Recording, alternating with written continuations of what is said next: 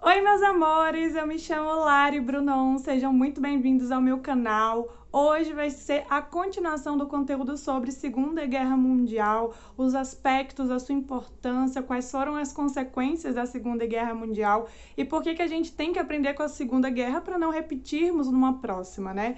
Então é isso.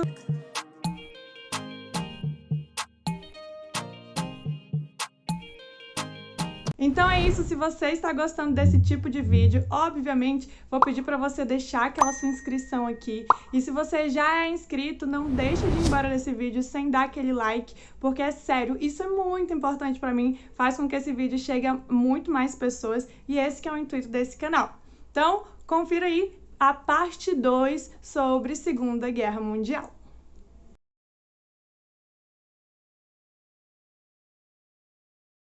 Então é isso, depois que o Hitler invadiu o território da Polônia e a guerra foi declarada no dia 1º de setembro de 1939, começou aí uma nova fase, o começo da guerra. Primeiro porque os nazistas ocuparam o território da França, quase metade aí do território da França foram ocupadas pelos nazistas, então tem até fotos e lembranças de quando Hitler foi à Torre Eiffel, por exemplo, e como ele fincou a bandeira nazista com a suástica alemã, lembrando que o desenho, o símbolo da suástica vai representar aí a ideologia nazista, Então, alguns inclusive gostaram, quando o Hitler tomou de conta da França justamente por concordar com os discursos nazistas, para vocês verem que tem doido de tudo que é jeito, Então a pessoa chega com uma ideologia extremamente preconceituosa e racista e vai ter gente que ainda vai gostar, tá? Até hoje em dia tem. Então as fotos aí com a Torre Eiffel vão ser emblemáticas para esse contexto. Esse vai ser o primeiro passo aí do começo da guerra. Então invadir o território da França deu um pouco de trabalho, mas deu certo. O segundo passo aí dessa invasão da Alemanha sobre os outros países, já que a Alemanha, assim como na Primeira Guerra Mundial, ela usou da mesma estratégia, que era levar a guerra da Alemanha para a Europa, no caso ocidental, e não deixar que a guerra acontecesse na Alemanha. Então, nesse primeiro contexto aí, a Alemanha não sofreu nenhum bombardeio, nenhum ataque, porque os alemães atacaram primeiro, a França e a Inglaterra. Então, o segundo passo da invasão alemã foi tentar invadir o território da Inglaterra. Então, houve diversas tentativas, mas foi muito mais difícil, primeiro porque principalmente, porque a Inglaterra está numa ilha, então assim é mais difícil, mas eles tentaram. Então, houve bombardeios diários, então todos os dias tinha bombardeios e ataques ali entre França e Inglaterra para tentar conquistar o território da Inglaterra.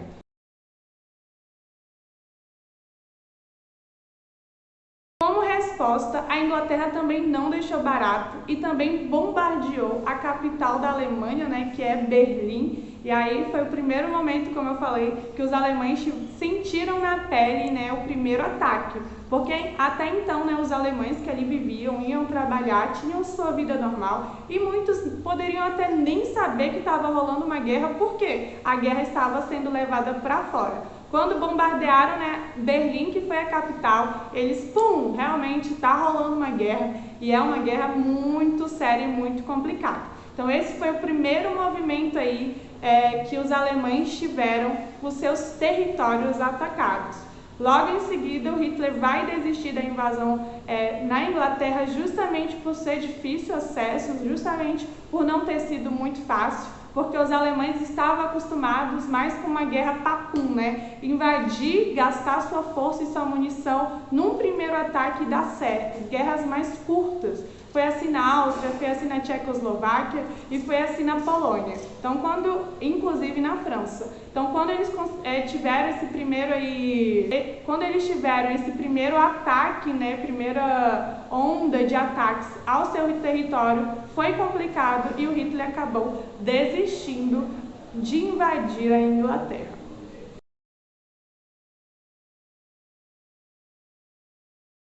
Para vocês verem que os ataques são simultâneos, Então, os países do eixo, né, que era aquela aliança eixo Berlim, Tóquio, Roma, eles atacaram simultaneamente. A Alemanha, né, foi atacando aí a França e a Inglaterra, depois de ter anexado seus territórios, mas o Japão também começou a lutar, né, e anexar territórios e a invadir novos territórios.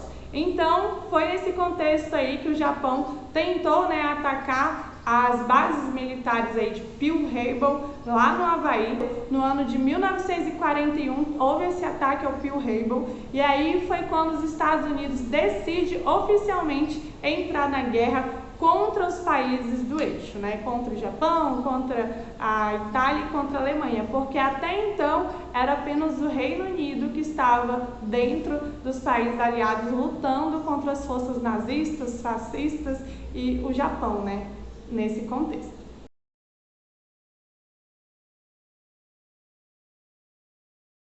Então, os Estados Unidos, dentro desse contexto, já tinham investido muito em propaganda antinazista. Então, por exemplo, o Capitão América foi uma criação desse contexto aí da Segunda Guerra Mundial, tanto que o primeiro exemplar da revista, né, do Capitão América é justamente dando um murro, né, na cara do Hitler, né, nazista, mostrando aí que o nazismo é uma ideologia que não era tão boa assim. Então, a gente vai ter um investimento muito grande em propagandas antinazistas.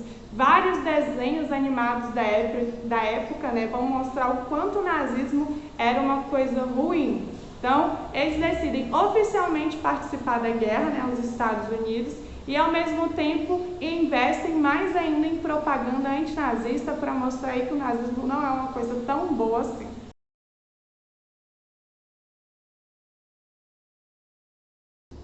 E dentro desses conflitos simultâneos, também no território da África, ocorreu diversos conflitos, diversas invasões, porque o ataque alemão não foi só apenas primeiro na Europa Ocidental, na Inglaterra, França, mas também houve investidas no território africano, muito por conta dessa corrida imperialista em busca de matérias-primas, desde lá do século XIX, desde a divisão, né, a partilha da África, quando os alemães saíram perdendo nessa divisão. Na Segunda Guerra Mundial, eles resgataram essa memória de perca de território e tentaram invadir também territórios que eram colônias da França e que eram colônias da Inglaterra no território da África. Conseguiram, mas houve também muita resistência do povo africano, que inclusive depois conseguiram expulsar os alemães do território da África também. Mas nesse primeiro contexto eles conseguem invadir muito desses territórios da África.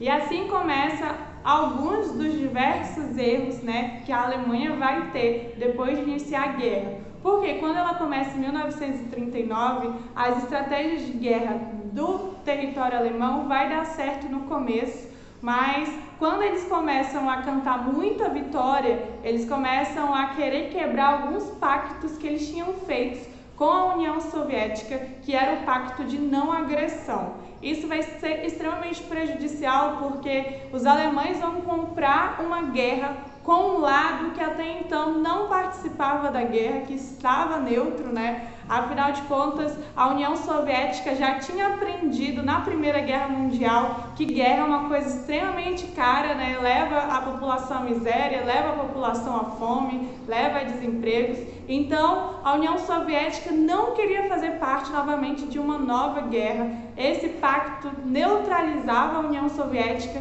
mas quando os alemães achavam que estavam se dando bem do lado ocidental da Europa, eles acharam que eles também iriam se dar bem do lado oriental, quebrando o pacto, fazendo com que a União Soviética formasse parte dos países aliados contra os países do eixo. Há quem diga que é a entrada da União Soviética que vai ser decisiva, mais do que os Estados Unidos, para o fim da Segunda Guerra Mundial ter levado vitória aos países aliados. Dentro desse conflito dos alemães contra a União Soviética, a gente vai ter mais ou menos 20 milhões de russos, né, que vão ser mortos ao longo desse conflito na Segunda Guerra Mundial, muito porque os alemães na invasão do território da União Soviética, desprendeu muitos soldados. A União Soviética também desprendeu-se de muitos soldados. Então a gente vai ter mais ou menos 20 milhões de pessoas que vão ser mortas só nesse conflito aí alemão e União Soviética. Então esse que vai ser o grande problema aí dos alemães, que é o grande erro dos alemães na Segunda Guerra Mundial, porque você não vai desprender só soldados de um lado, né, que é a Europa Ocidental, você acaba desprendendo soldados do outro lado. Então ao invés de você levar a guerra numa direção, eles acabaram levando a guerra para duas direções distintas. E ter soldados suficiente para dar conta de lutar dos dois lados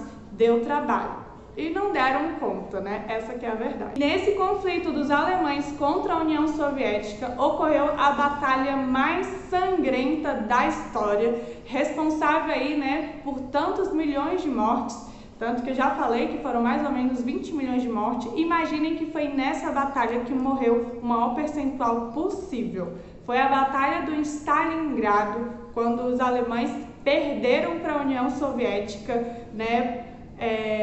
Nessa batalha, muito porque os alemães, eles meio que superestimaram os soldados da União Soviética e superestimaram também o território, porque não sei se vocês sabem, mas tem territórios da União Soviética que simplesmente medem menos 40 graus.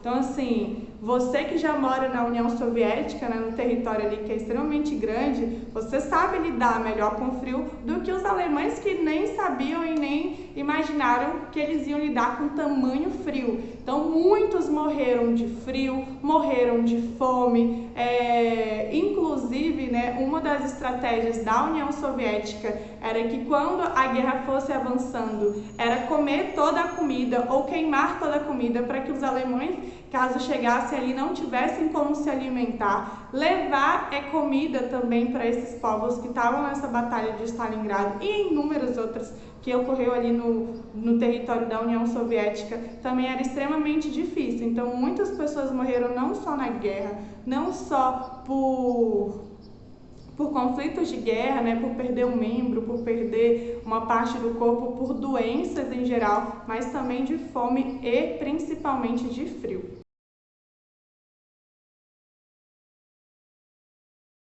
Outra grande guerra e outro grande conflito também foi o Dia D, que é o nome do conflito, se chama exatamente isso, o Dia D, que foi outra grande derrota dos países alemães. Então imaginem, perdeu para a Inglaterra, desistiu de invadir a Inglaterra, quebrou o pacto de não agressão com a União Soviética, perdeu na Batalha do Stalingrado, perdeu a Itália para os países aliados. E a outra batalha, né, que foi o Dia D, também foi uma derrota muito grande para os países alemães. Só imaginem, né, quantas pessoas não morreram só nessas batalhas.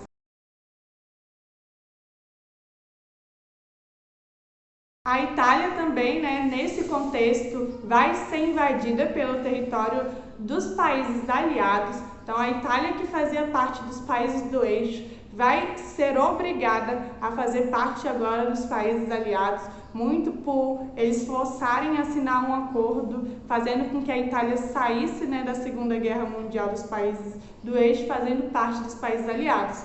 Essa é só mais uma das derrocadas aí dos países do eixo nessa Segunda Guerra Mundial, que é perder uma potência como a Itália durante a Segunda Guerra Mundial para os países aliados.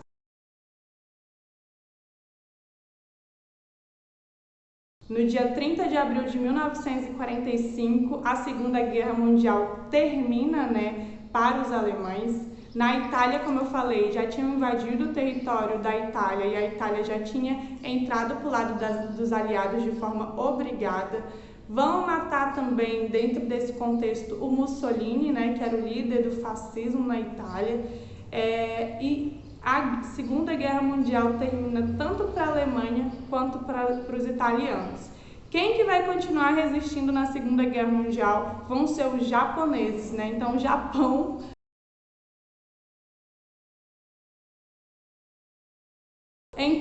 o Japão vai demorar muito para se render, um cadinho, né, um pouquinho. Então os alemães saem da Segunda Guerra Mundial, os italianos saem da Segunda Guerra Mundial e os japoneses insistem em lutar na Segunda Guerra Mundial. E aí que entra os Estados Unidos, né? Os Estados Unidos já estavam preparando aí uma bomba atômica já há um tempo, só queria um motivo para testar, essa que é a verdade. Então os alemães caíram fora, os italianos caíram fora da Segunda Guerra Mundial, os japoneses bombardearam, né, a minha base em Pearl Harbor, ameaçaram a minha potência econômica, militar. Então, com a resistência dos japoneses na guerra, os Estados Unidos enviou uma bomba, né, que matou mais de 100 mil pessoas de uma única vez, lá na cidade chamada Hiroshima.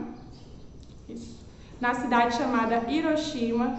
E como os japoneses, depois dessa bomba, ainda insistiu em permanecer na guerra, 2 dias depois, os Estados Unidos enviou uma nova bomba, uma bomba lá em Nagasaki. Ou seja, as 2 bombas aí foi responsável por aproximadamente 300 mil mortes de uma única vez.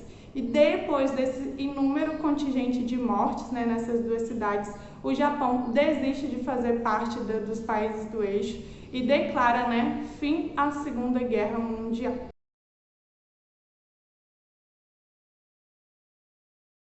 Porque ao longo da Segunda Guerra Mundial a gente teve 60 milhões de mortes.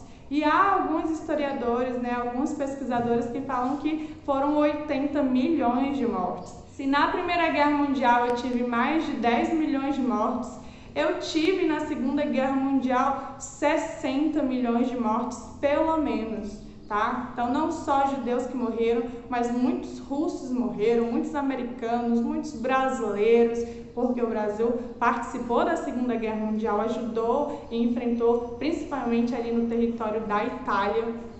Então, assim, muita gente morreu na Segunda Guerra Mundial, fora os feridos, como eu falo, a Segunda Guerra Mundial, ela não abala só por fora, mas ela abala por dentro, na nossa psique.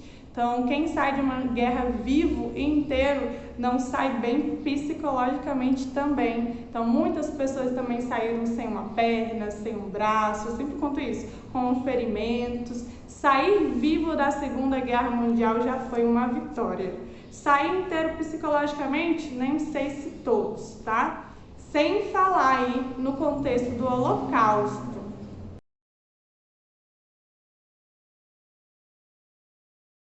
Que era simplesmente uma estratégia para matar em massa a maior quantidade de judeus possíveis, não só de judeus, né, como de deficientes físicos, como de gays, negros, qualquer pessoa que se opôsse ao governo, né, porque a gente está falando de uma ditadura, fascistas e nazistas. Então os opositores e os comunistas principalmente, todos eram levados, né, para esses campos de concentração que, conforme as batalhas foram sendo perdidas, né, as estratégias para matar se tornaram ainda mais intensas. Então, muitas das pessoas foram mandadas, né, para esses guetos, né, foram mandadas para campos de concentração, foram obrigadas a trabalhar, né, de forma escrava, que é o trabalho escravo, o trabalho forçado.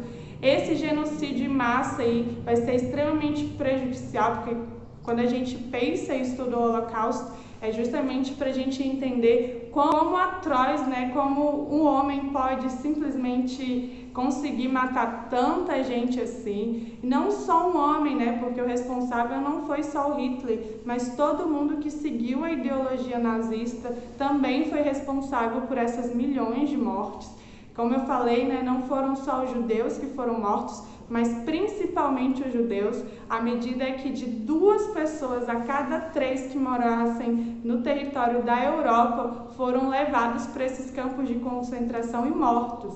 E não havia distinção, né? Pobre, rico, jovem, velho, mulher, né? Homens, crianças e bebês. Não tinha distinção, sou rico, não vou para o campo de concentração. Não tinha isso. Você rico ou pobre, bonito ou feio, né? Deficiente ou não deficiente, só por você ser um judeu, né, que era considerado uma peste, né, os alemães consideravam os judeus como uma peste, como se o problema da humanidade se devesse aos judeus, foram levados para esses campos de concentração. E é nesse holocausto que a gente vai ter aproximadamente 6 milhões de mortes só no holocausto. Dentro desses 6 milhões, né, pelo menos 1 milhão de pessoas eram crianças. E bom, é isso. Eu espero que vocês tenham gostado da aula de hoje, que vocês tenham aprendido um pouquinho mais sobre a Segunda Guerra Mundial. A gente trabalhou as causas da Segunda Guerra Mundial, o contexto da Segunda Guerra Mundial e as consequências. Acho que são 3 fatores assim muito importantes para compreender um pouquinho do que foi a Segunda Guerra Mundial. Eu acho que dá para a gente ainda aprender muito mais. A Segunda Guerra Mundial é composta de várias informações, inúmeras. Por exemplo, a Batalha de Stalingrado é uma batalha muito longa, que tem muitos relatos sobre ela, o dia D. Então, assim, diversas das invasões, dá uma história longa, mas assim, quis resumir o máximo que eu consegui para trazer o máximo de informações possíveis e espero que vocês tenham gostado. Se você gostou desse vídeo, né, curta, né, comente, acione, né, como é que é o nome do traguinho? Acione, né, o sininho, porque isso vai me deixar muito feliz, vocês não têm noção. Então, comentem aqui embaixo se vocês gostaram e até o próximo vídeo.